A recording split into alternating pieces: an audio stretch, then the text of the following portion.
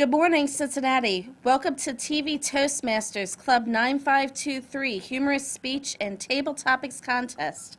My name is Tiffany Everett. I am the contest chair today. For those in the studio audience, this is a reminder to please turn off your cell phones. We are going to have a wonderful contest today. We have fabulous humorous speeches and riveting table topics that people will be giving. I'd like to turn it over to our contest Toastmaster, Rick Barron. Thank you, Tiffany. Welcome, Toastmasters, guests, and our TV viewing audience. Tiffany, have the contestants been briefed? Yes, they have. Sheila, have the judges, counters, and sergeant-at-arms been briefed? Yes, they have. Thank you. Today, we have a wonderful competition, 6 contestants vying for 2 titles as the humorous speech and table topics champions of TV Toastmasters. Today, our 6 contestants will be vying for these 2 titles, humorous speech and table topics champions of TV Toastmasters 9523. The winner will go on to compete in the area competition on October 7th. We start today the humorous speech contest with Carol Kormelink. Her speech is titled, Meet the Misses. Meet the Misses, Carol Kormelink.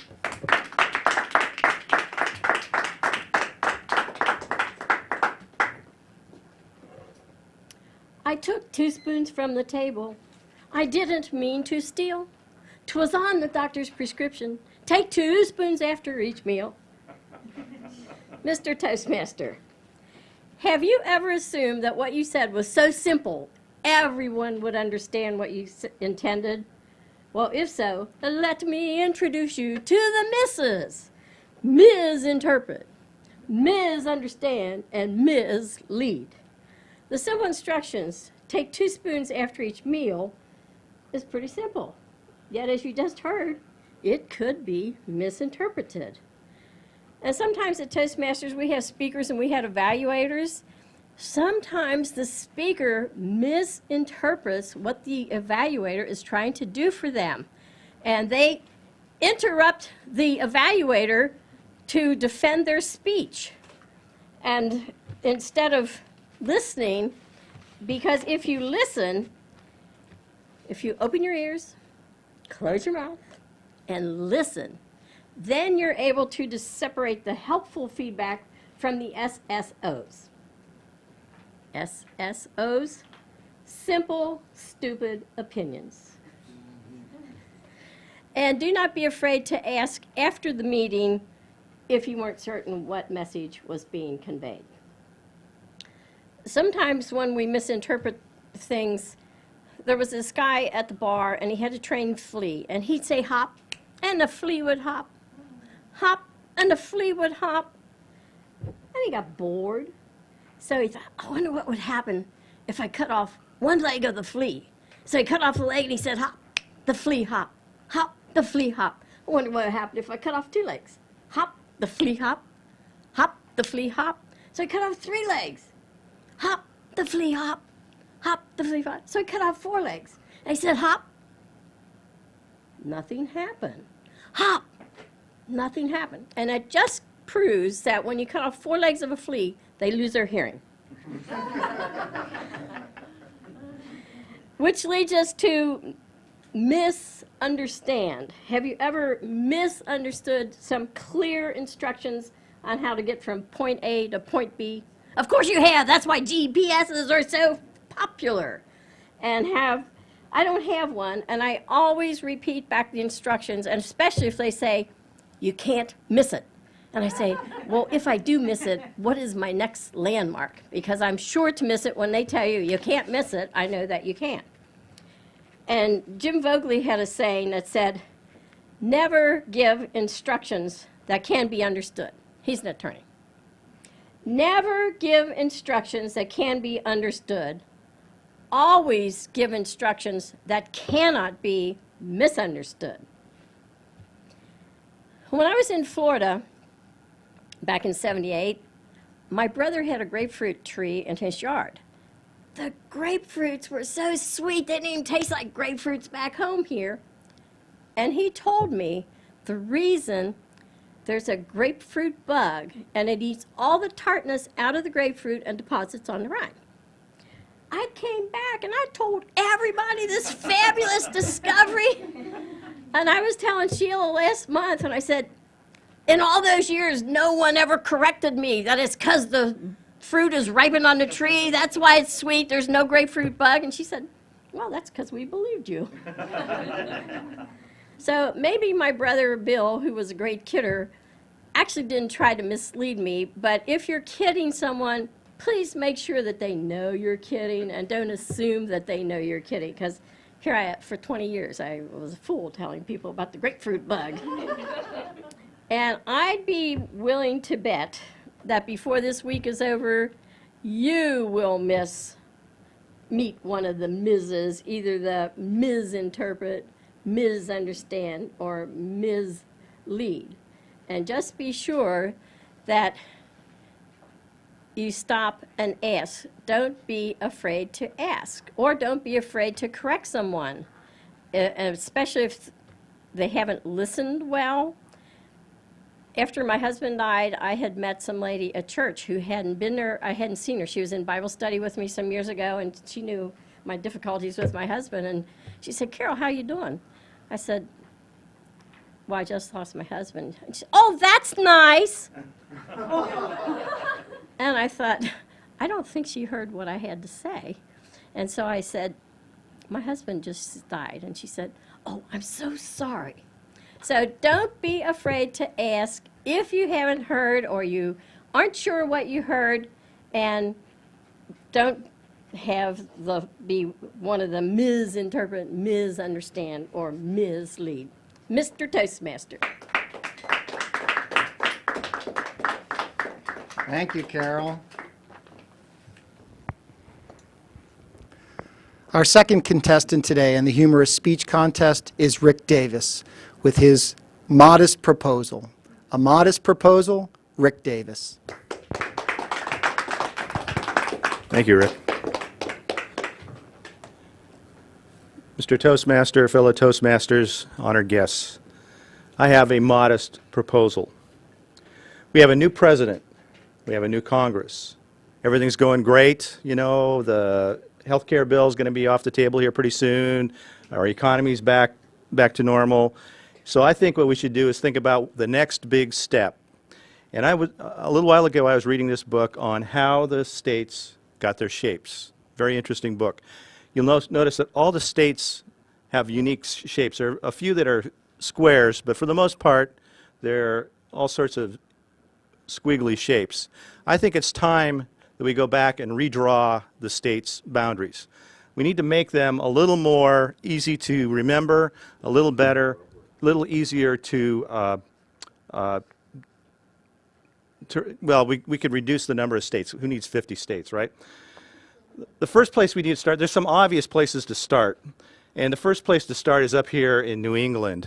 There's no reason why we need to call it New England anymore, because England is long gone. We left New England 200 years ago, and a lot of these states are really small. Now, back in the days when we had horses and carriages, it made sense to have a little tiny state like Rhode Island or Connecticut, something like that.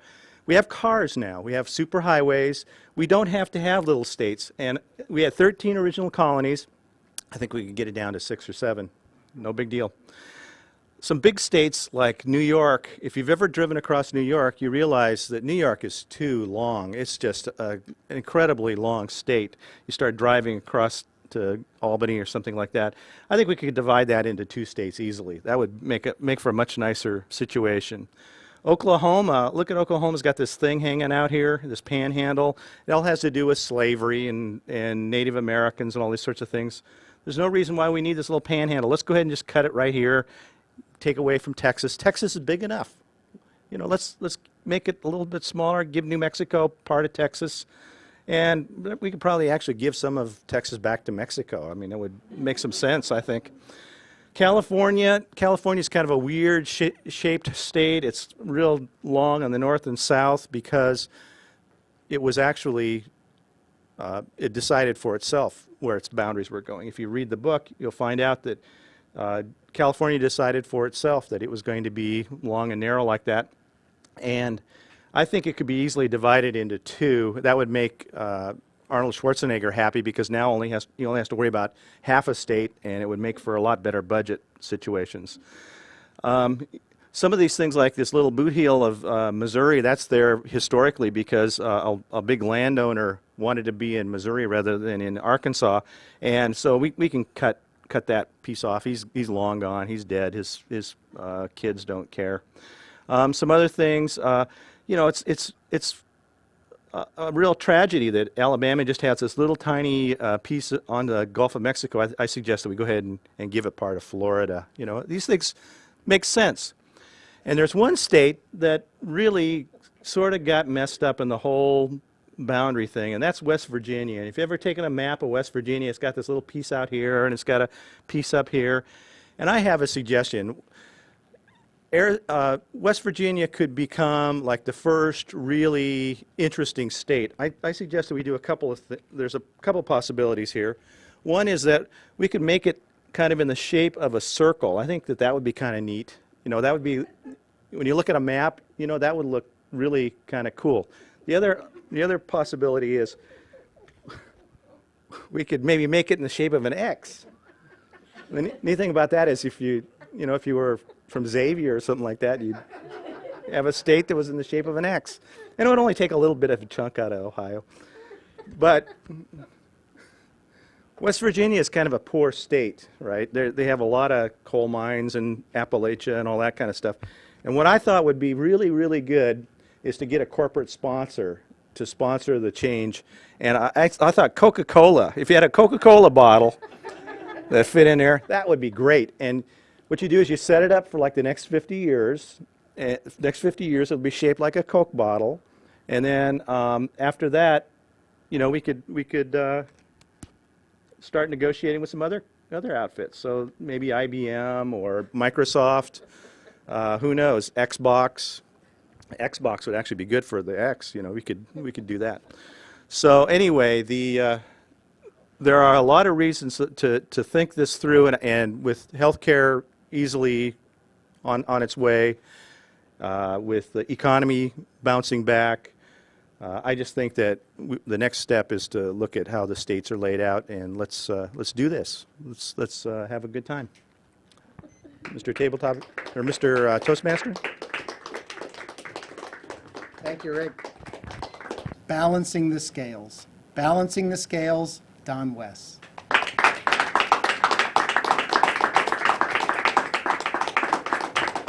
Thank you, Dan. Excuse me. Well, the title of my speech, as you heard, is Balancing the Scales. And it's not, to clarify things at the beginning here, it's not the kind of scales that you want to stand on in the bathroom or at the doctor's office. It's more this kind of scales that you used in the chemistry class when you were in high school or college. The kind, that you put a weight on this side and you put another weight on this side until they kind of come balanced. And then you kind of know how much one or the other side weighs.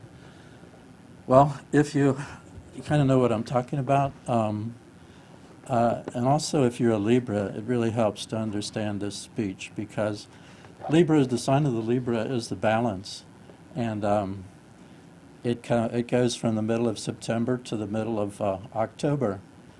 And if you're born during that time, I think you'll particularly understand what I'm talking about here, because I want to give you an example of balancing the scales.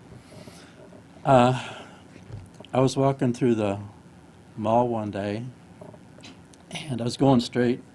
Then I made a right turn, and what did I see? A drum roll. I won't beat on the lectern, but it was a coffee maker, a shiny, bright red coffee maker. And I had been thinking about getting a new coffee maker for maybe 3-4 months. My old one was it was working okay, but I kept finding things wrong with it, like it would make a noise before, right when it was about finished brewing the coffee. It would make a sort of a hissing noise. It sounded like a freight train. Not exactly like a freight train, more like a psst, something like that, psh, something like that. It's a little hard to describe, but it made a noise, and it kind of more of an excuse for getting a new coffee maker. I had this old one for so long. It was about 10 years old, maybe 12. And the new one looked so much nicer. It was red. It matched the walls in my kitchen. The other one was black. It matched the vent over the stove and the top of the stove. So, I don't know, the red sort of won out on that balancing act that I was doing. The neurons and dendrons and the receptors and the emitters were working in my brain, the part of the brain that makes decisions and weighs things and balances things out. So again, it was red, and my old coffee maker was very simple. It had one button. One button.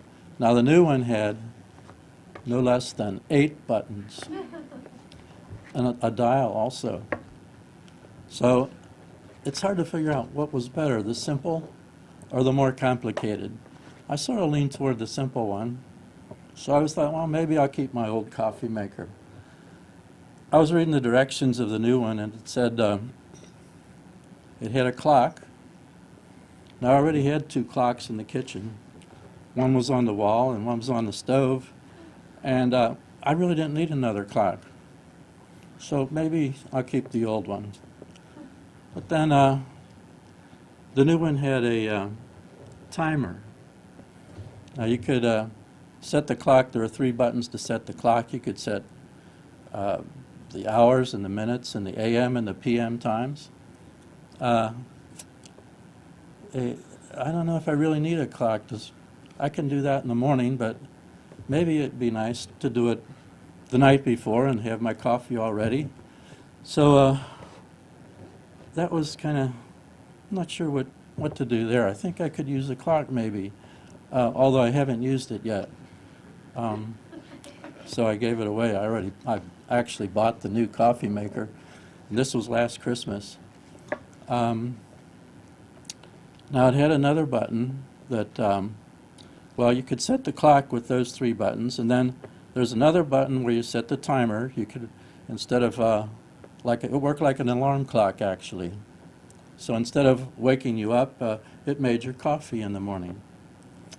It had what was called a 2 to 4 cup button. Now that's if you're making 2 to 4 cups of coffee, and you can make it a little stronger by pushing that button. I don't know exactly how that works, but that's the way they said it would work. Now, actually, I haven't had time to get through all 8 buttons, like the cone filter holder versus the round filter holder, the auto shut-off versus no shut-off.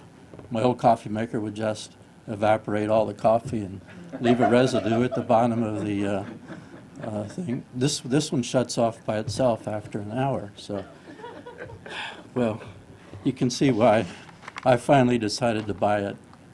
I thought I'd give myself a Christmas present.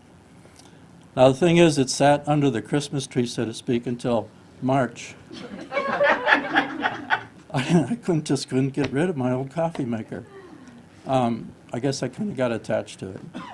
But then one day, I was cleaning the carafe, and I dropped it in the sink, and it broke into a million pieces.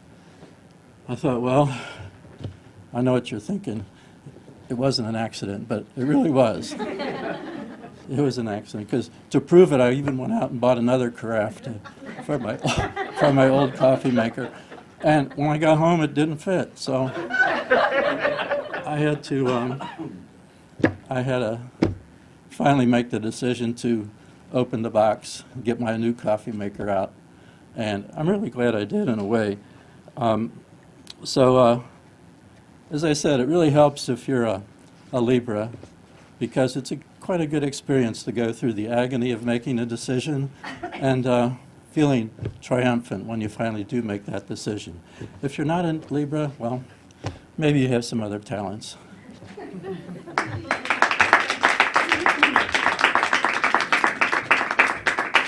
Thank you, Don. Thank you very much. And now for our next speaker, Stanley Glitchner.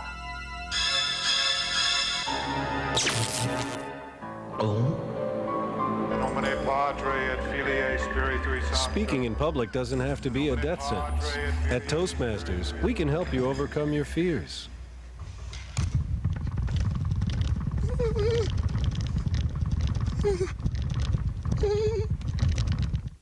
The Tabletopics portion of our competition has our contestants answering an impromptu question. We have 7 contestants today: Jerome Manigan, Don Wess, Darren Henderson, Carol Kormelink, Steve Ahrenholz, Rick Davis, and Paul Wessels. We start today with Jerome Manigan, and the topic is, where do you see yourself in 2 years? Where do you see yourself in 2 years, Jerome Manigan? Thank you.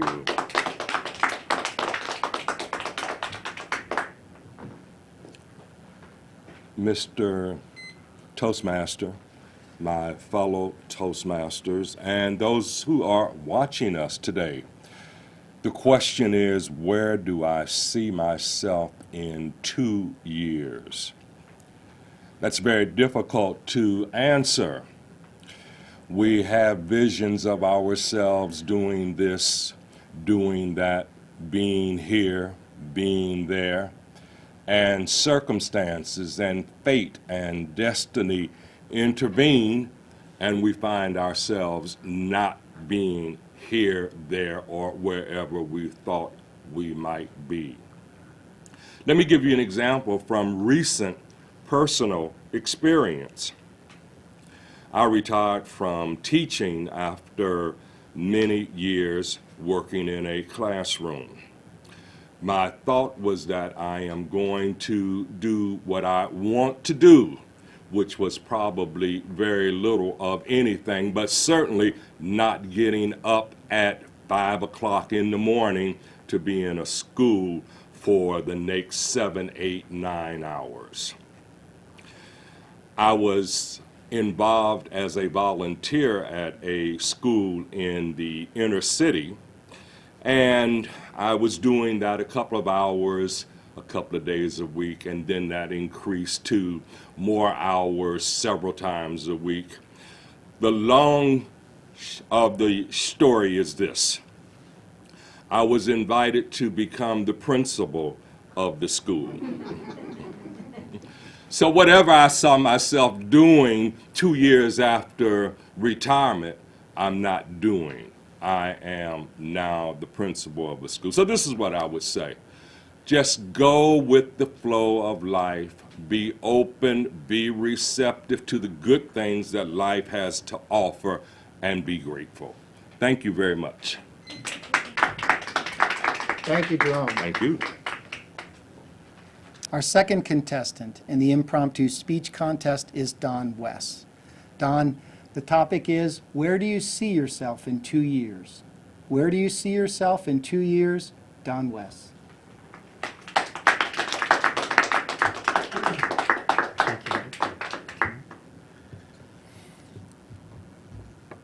See, in 2 years, I have no visions or plans exactly.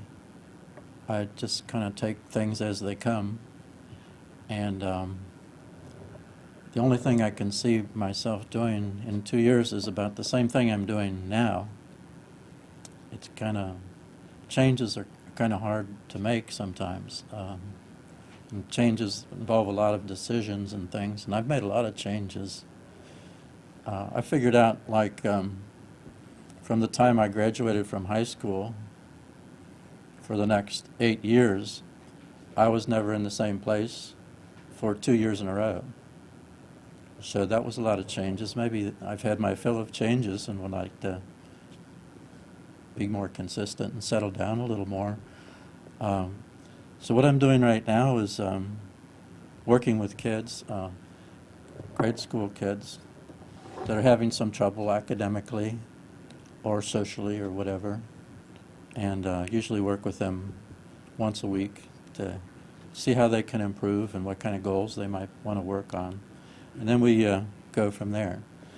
So I enjoy what I'm doing and see no reason to change. So probably I'll be doing about the same thing.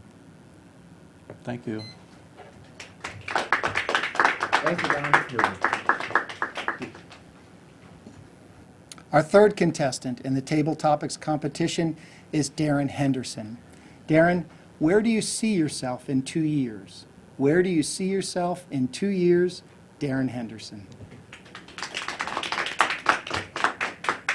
Thank you, Mr. Toastmaster, fellow Toastmasters, and guests. Where do I see myself in 2 years? Wow, that's a tough question. I recently changed companies about 1.5 years ago, so hopefully I see myself with the same company I'm currently with, because I've only made one job change in 15 years, and that's probably, that one job change was positive, but I'm not someone who likes to change often. The biggest thing I'll say as far as the big change in my life over the next 2 years will be where I live at, because I have a 3-year-old son.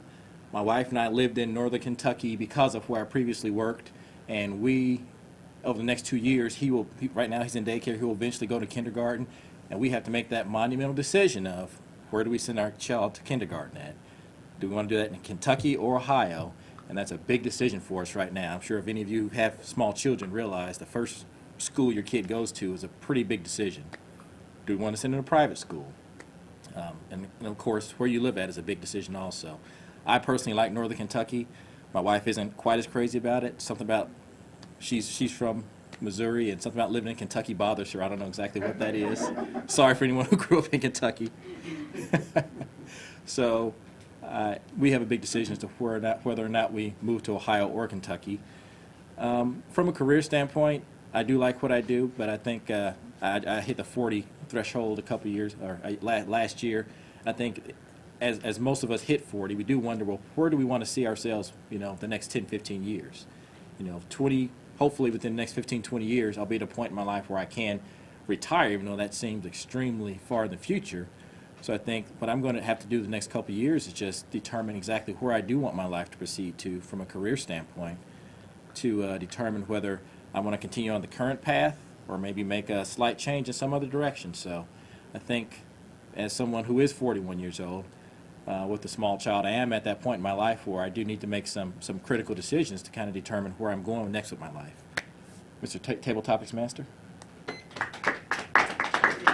Thank you, Darren. Our next contestant is Carol Kormelink. Carol, where do you see yourself in 2 years? Where do you see yourself in 2 years, Carol Kormelink?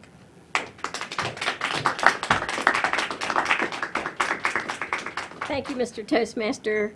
Where do I see myself in 2 years? I see myself in Toastmasters. I don't know what I'm going to be doing. I've done a lot, but I'm a lifetime member of Toastmasters, and I expect to be leading something. Not sure what it will be in 2 years. Don't want to be a district officer, but except area governor, I really like that. How will my life change? It probably won't change much. I will still be a widow. I have no intention of ever replacing my husband. I said, I got married for life. And they're going, but your husband's dead. I'm going, but I'm not. I'm still alive, and I married him for life. So I expect to still be around, alive and kicking, and feeling even better and more energetic than I am today, because I will keep exercising, eating better, and handling stress. Those are the 3 elements of good health. And I see people that are existing. One lady that's 104 years old, she can't see, she can't do anything for herself, she can't get out of bed. And I thought, why? She's supposed to be a blessing to her daughter, but what kind of a blessing is that? And I told my son, if you ever see me passed out, make sure I'm dead before you call anybody. Mr. Toastmaster. Thank you, Carol. Our next contestant is Steve Ahrenholz. Steve, where do you see yourself in 2 years? Where do you see yourself in 2 years? Steve Ahrenholz.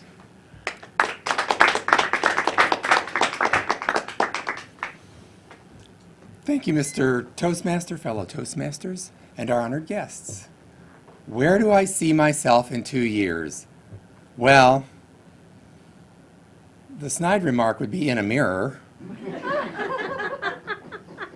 probably with more gray, but that's not really what you want to hear. What you're probably interested in is, Steve, so where do you see yourself in 2 years? I expect that in 2 years I will still be working, although in 2 years I will be coming up on being retirement eligible. Now, you have to realize retirement eligible is not the same as retiring, especially not with the ride we've been on for the last year and a half. I expect that I will probably be doing a lot of the things that I'm doing right now, although I would like to have a trip that will be what we call, my wife and I would call a big trip. And let me see, 2 years from now, that will put us at 23 years for my wife and my wedding anniversary. I would say that in 2 years, we'll be preparing to go to Australia for a trip, because I want to go to Australia. Now, there's going to be some challenges associated with that too, because my wife hates to fly. She also does not like boats. So I will have to do a lot of salesmanship to get her to buy into this. And then I'm not exactly sure what we will have to do to get her on that long plane trip and across the ocean, since that's really the only way we'll be able to get there. And of course, the flight, she will probably sleep the whole way, so I'll get to eat whatever she would get, and I can have whatever I want to drink and hers. So that's probably one of the things I'll be working on in 2 years. Mr. Toastmaster? Thank you, Steve. Our next contestants for the Table Topic contest is Rick Davis. Rick, where do you see yourself in 2 years? Where do you see yourself in 2 years? Rick Davis.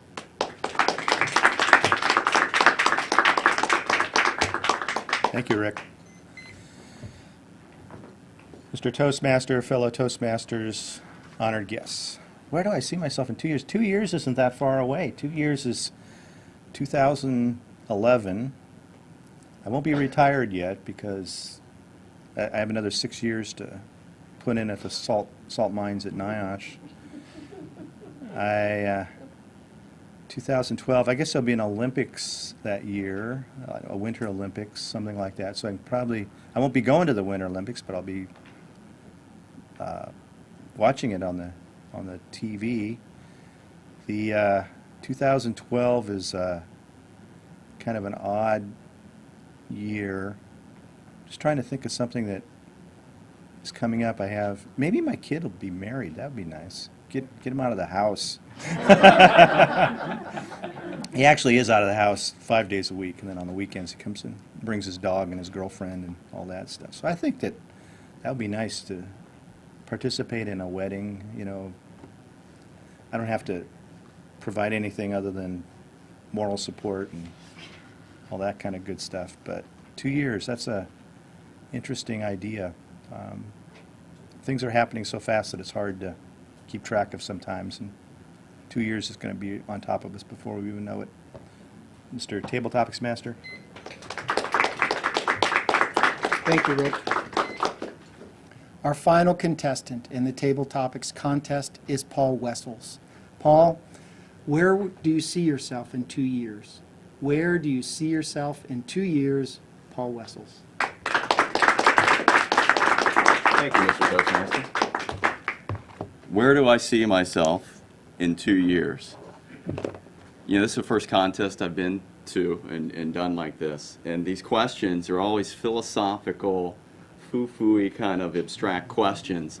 And I thought these people have got to have some sort of technique that they use when they're asked these questions. And I always like to have a track to run on when I'm doing something like this. And I figured, how can you have the answer before they give you the question? And I thought, there's no way to do that. But then I thought, well, maybe there is. I thought, what and I think people that are really good at this do something like this. What they do is they have an answer already formulated in their minds, and that's what I'm going to try to do. What I did was I picked an answer and I tried to formulate it in my mind, and I'm going to try to ram it into the question. I'm going to try to link it up to that question. And that answer is something I know really well. It's something I'm really familiar with, and it's something that's politically, we're on TV, politically correct, no religious or whatever. And I figured if I know that really well, all I have to do is worry about linking it up to the question. So this is what I'm going to try to do. What I picked before I came up here were my children.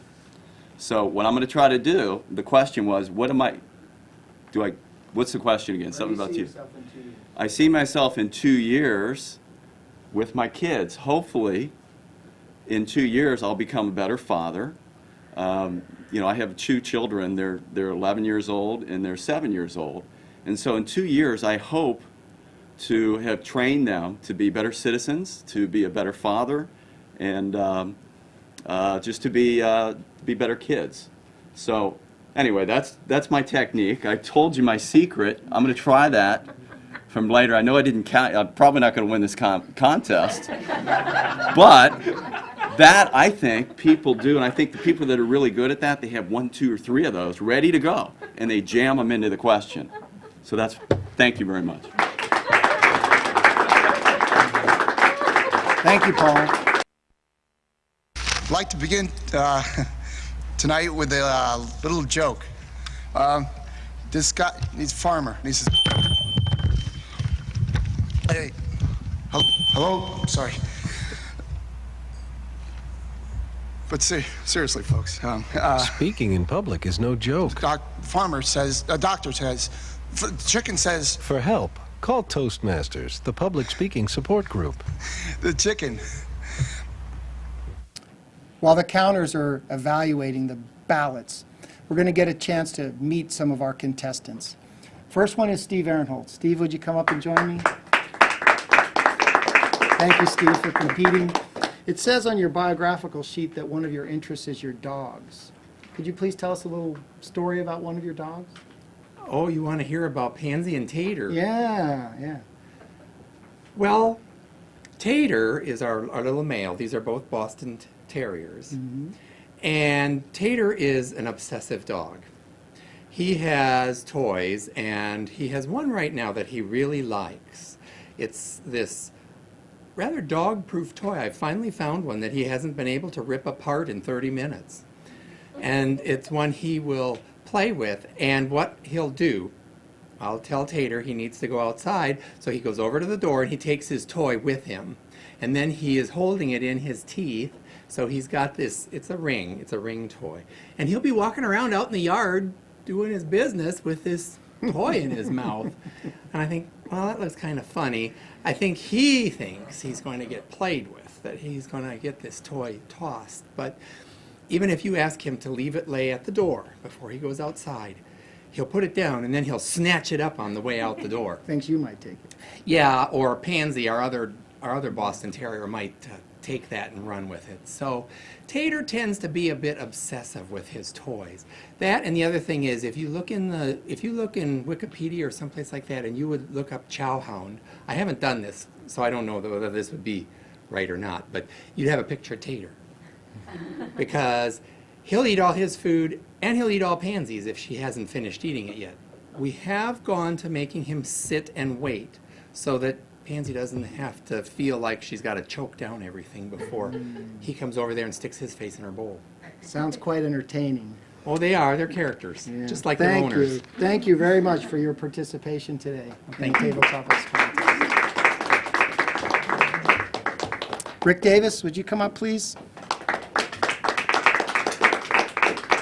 Thank you, Rick, for participating. On your biographical data sheet, it says that you recently celebrated your 40th high school reunion. Yeah, that's why I missed the meeting last month. Do you have a good story about your 40th reunion that you could tell us? Yeah, actually, at my other Toastmaster club, I sort of brought everybody up to date, but it was really strange because you remember everybody the way they were 40 years ago, and here they are.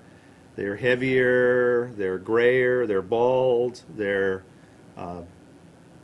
a lot of them have changed significantly. You would not recognize them. You'd take a look and say, yeah, that's Ron from, whatever. And then there are others that haven't changed any. They have a few more wrinkles. And everybody said that I sort of looked the same as I did, so I was happy about that I haven't really, the years haven't destroyed. You passed the reunion test? haven't destroyed me that much. But there are some folks that, especially the guys with the beards, that, under all that fur, you can't tell that they're who they are. So, but I recommend it. If you get an opportunity, and we have a small class, so there's 120 in our class, and about 50 of us showed up, so a lot of us knew each other very well, and a lot of them haven't strayed very far from that area. But I would really tell you to take the opportunity to catch up with your old friends and attend a high school reunion. Thank you, Rick, for your participation in the contest. Darren, could you come up and join me, please?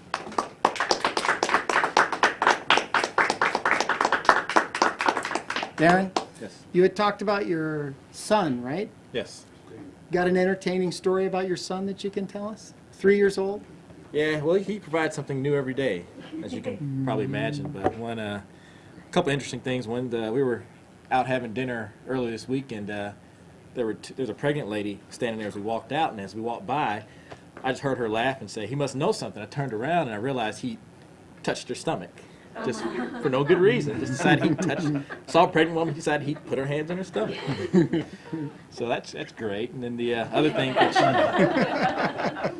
get a lot of feedback about from my mother and my wife is that my son, of course, he's learned to potty now, so he goes to the potty and he says, "I need my book. I'm going to go sit on the potty." So, of course, the feedback I get is that, how did you teach your son this very manly trait of taking reading material into the restroom with you at such an early age? So I say, well, hey.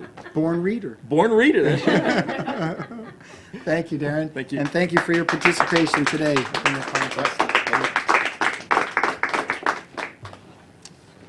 Carol, would you please come up and join me? Carol, on your biographical data sheet, it says that you've accomplished the trifecta of Toastmasters leadership. Could you explain what that is? Right. I was chosen as the Division Governor of the Year in 2002, and the Outstanding Toastmaster of the Year in 2005, and in 2007-08 was the Area Governor of the Year. So I have the trifecta, and I don't need to be the outstanding anymore. Let someone else. I'll go on for other things. Which of those was the most memorable to you, the most significant? Well, as Division Governor, I was one of 5. As Area Governor, I was one of 31, and as Outstanding Toastmaster, I was one of 3,000. So the Outstanding Toastmaster of the Year was great. And the guy told me when I was Area Governor of the Year, he said it was a toss-up between Outstanding Toastmaster and Area Governor. Well, you made my day. I've already been Outstanding Toastmaster. Now I have the trifecta. So that's, and actually what is more rewarding to me is to see a person who comes in their first speech, they're wobbling like that, and they're so suave, and they go on and they win an area contest. That is more of a thrill to me than any accomplishment that I've made.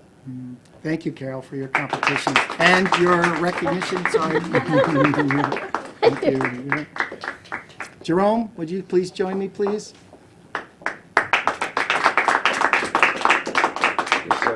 Thank you, Jerome, for competing. It says on your biographical data sheet that you play the piano. Could you tell me about your first piano teacher? Oh my goodness, my first piano teacher. I can't remember. No? That far back. No? No, I can't remember. Tell me your that far favorite back. song that you play on the piano. Oh, I have many favorite songs that I play on the piano. Sacred music is my primary interest. And there are just any number of glorious pieces that I thoroughly enjoy. One of the things that I do is go to the instrument early in the morning, maybe 2, 3, 4 o'clock in the morning. Wow. And I'll go to the instrument. Kind of gets my day started. My father was a conservatory-trained violinist, and his second instrument was the organ. And my brothers and sisters and I never have developed the skill. It's a skill. It's a skill.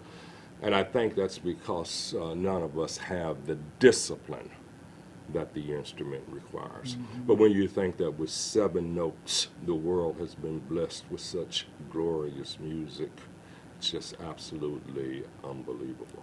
Thank you, Jerome. Thank you. And thank you for your participation today in the contest. Don, would you please come up and join me, please?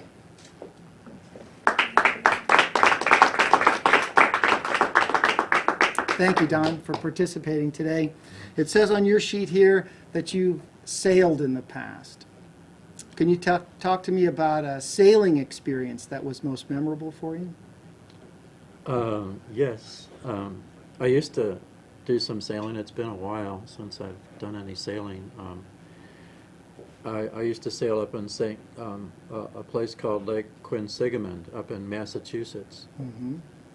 And it was down the hill from the Belmont State Hospital. And I took lessons there, actually. And what we used were what was called a day sailor. It was like one person would do all the sailing, and it could hold 1 or 2 other people in the boat. But you were on there by yourself? Yes, usually I was out by myself, and you use the tiller and the sail. One person does both. Mm-hmm. And you can move into the wind by what's called tacking. You kind of go to the starboard side and then go to the port side and move upwind at an angle. Mm-hmm. And then you can run as going downwind. You have the sail open 90-degree angle to the boat and you go downwind. And then I never figured out how to go sideways to the wind. Like if the wind's coming this way, to go at a 90-degree angle to the wind, I don't think you can do that, really. Just have to plan your trip accordingly, You have to kind of figure out where you want to go and how to get there. How to get there. Yeah. There you go. Thank you very much, Don, Thank you. and for your participation today in the contest. Thank you. Paul.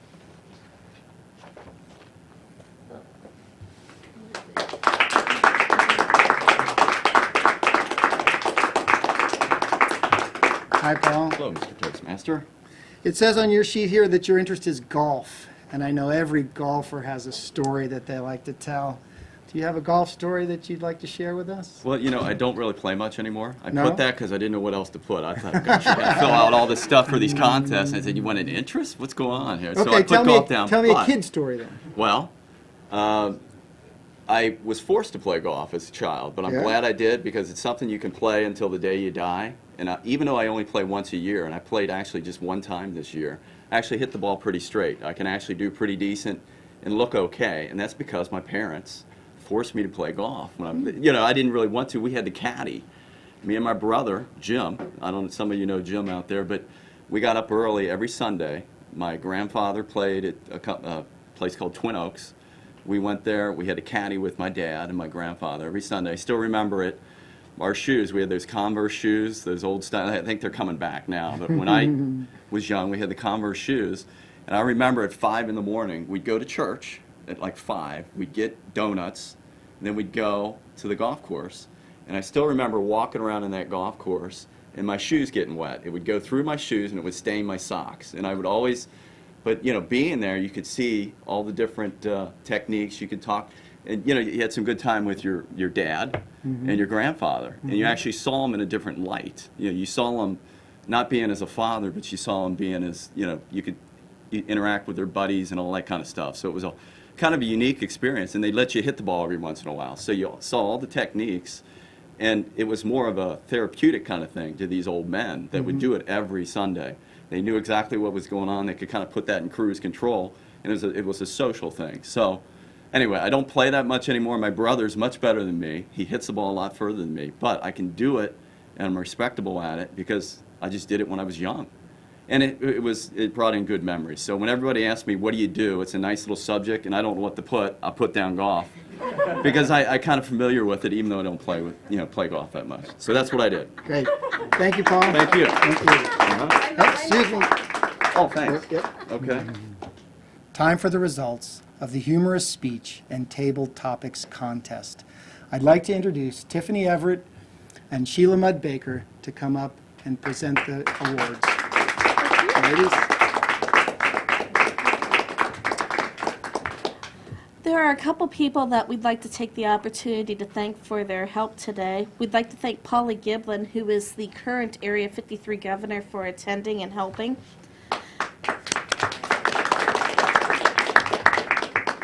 And we'd like to thank Liz Ashcraft and Janet Caslam for assisting in judging from the Advanced Communicators and Evaluators Club. Thank you. So which one should we introduce first? I think humorous contest. Okay. For third place. Ready, everyone? Rick Davis. Congratulations. The Club Humorous Speech Contest for TV Toastmasters, second place. Don Wess.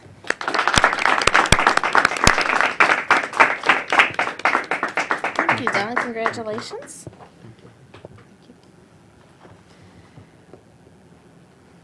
In the moment we've been awaiting, for Club Humorous Speech Contest for TV Toastmasters, first place. Carol Kormelink. Congratulations, Carol. Thank you. I will be at the contest. Let me state that the winners of this contest go on to the next level. The next level is the area contest, Area 53, and Polly Giblin is in charge of that contest, and it is October 7th. Is that correct? Mm-hmm. Carol has just informed me that she's not going to be able to attend that contest, so the runner-up, Don Wess, will be representing our club, which makes our third person the runner-up in terms of this contest. So the first runner-up is Don West, and our third person will be the runner-up for the area contest, and that's Rick. Now it's time to announce the results for our Table Topics contest. In third place in this heated contest, Paul Wessels. Paul is making his way from the camera. We multitask here, and he's working his way across the back and up to the stage. Congratulations. Thank you very much. Thank you. Our runner-up for our Table Topics contest in second place, Carol Kormelink.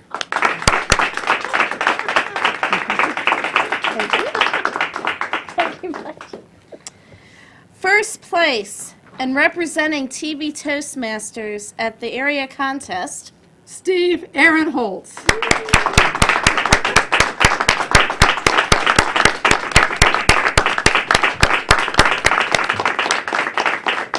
Congratulations, Steve. Thank you. We'd like to thank everybody for their assistance in participating, judging, and timing our contest. We'd like to thank our visitors that have joined us today in the studio. And our meeting is now adjourned.